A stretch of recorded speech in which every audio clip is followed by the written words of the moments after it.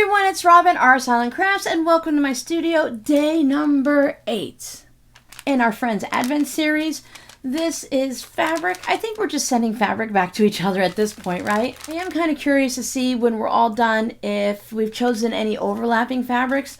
Like yesterday I received a guitar fabric. Now I know I didn't send my friend any guitar fabric, but how cool would it have been if we both sent guitar fabric? So you want to guess what's inside today's package? I'm going to say yellow. Yellow, yellow, yellow. Maybe a whole yellow tone on tone, but I'm thinking just something with yellow in it. Maybe some flowers. My friend does a great job at wrapping. I almost said green. I should have went with it. Now this does have some yellowish green in it. You can never go wrong by sending me pieces of fabric like this. My friend, you did a great job. I love it. I do not have this green fabric.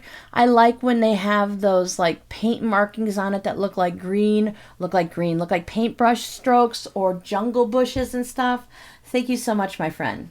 Now I wonder if you're going to open up something green today. Merry Happy Advent, day 8 for my friend. 2 new pieces of fabric. I believe I was able to put at least 2 pieces of fabric on every day.